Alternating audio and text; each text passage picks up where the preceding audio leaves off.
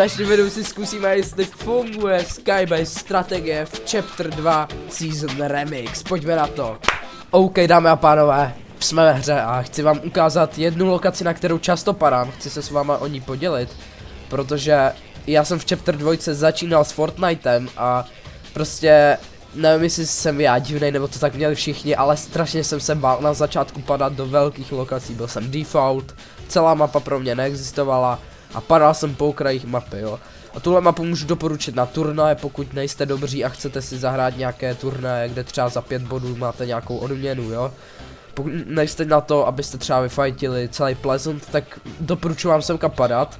Já jsem tady tu lokaci objevil v původní Chapter 2 úplně náhodou, protože jsem jako default ve Fortniteu tady objevil tohle.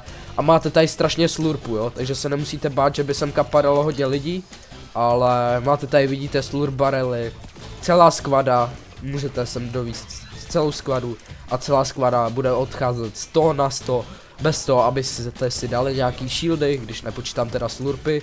A já jsem kaparám, že tady je i hodně stromů a jako možná by se tady dalo nafarmit rychlý matro a plus tady máte ještě docela dobrý loot, takže vidíte, já už si tady docela farmím, rovnou tady už z toho mám 100 kovů, který kov se teda těží velice špatně, nebo je docela těžký ho nafarmit. Já vím, že si tam můžu dát kounu, ale já si chci natěžit, abych měl kov na Skybaseku.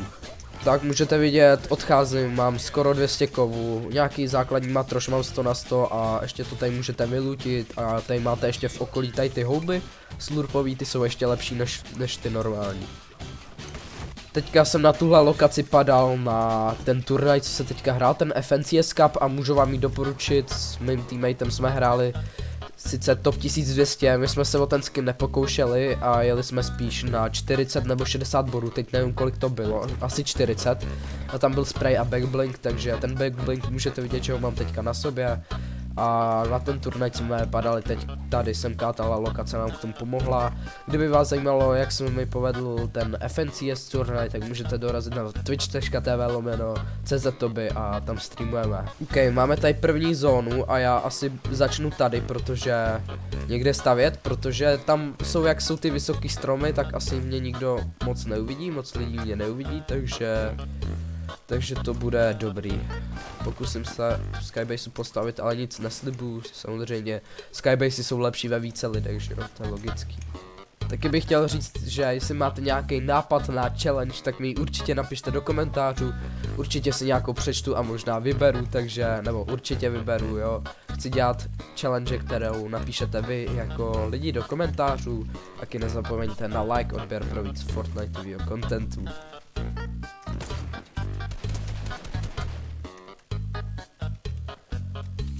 Lidi, právě jsem zabil nějakýho týpka a můžete si všimnout, že ten backblink je unikátní v tom, že vám ukazuje vaše killy, takže to je fakt hustý.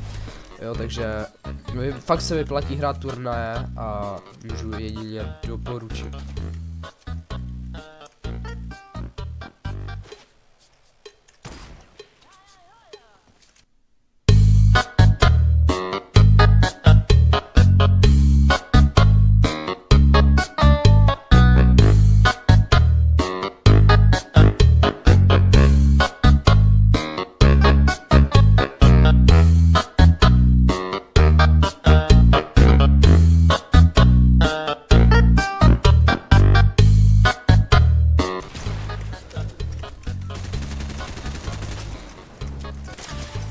Ok, nice, máme tady dead týpka, ty vole.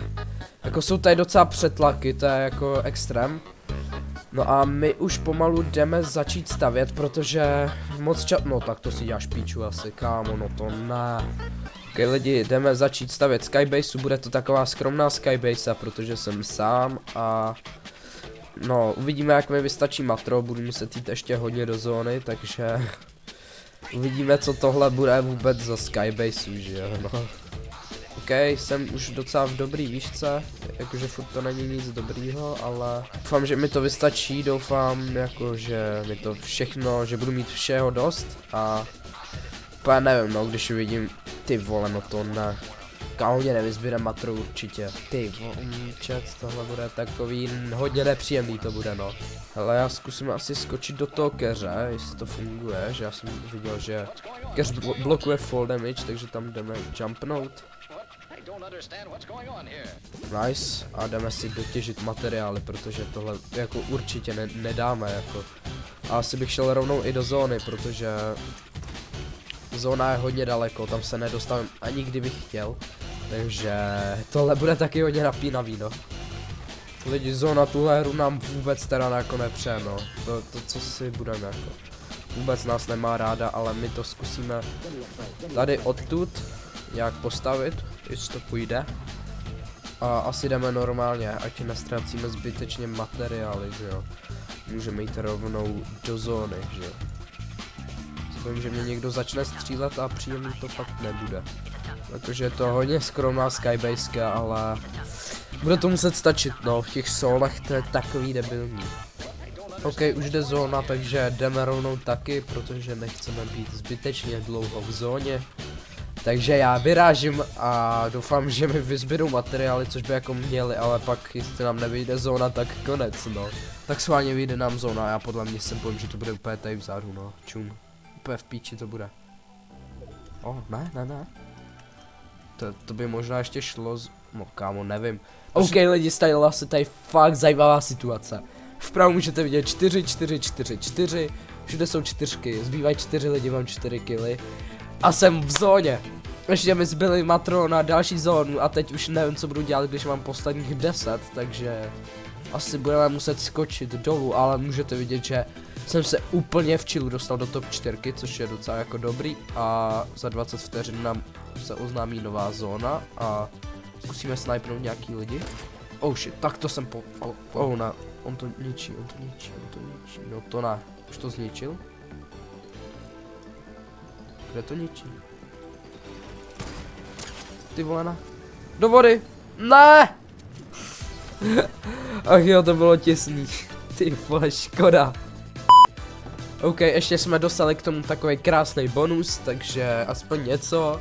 A Skybasku určitě doporučuji v remixované sezóně. Ještě se můžeme kouknout, jsem vám neukazoval turnajové odměny, teda top 1200 vyhrálo takový skin, jestli se můžeme tady podívat, tady ten skin.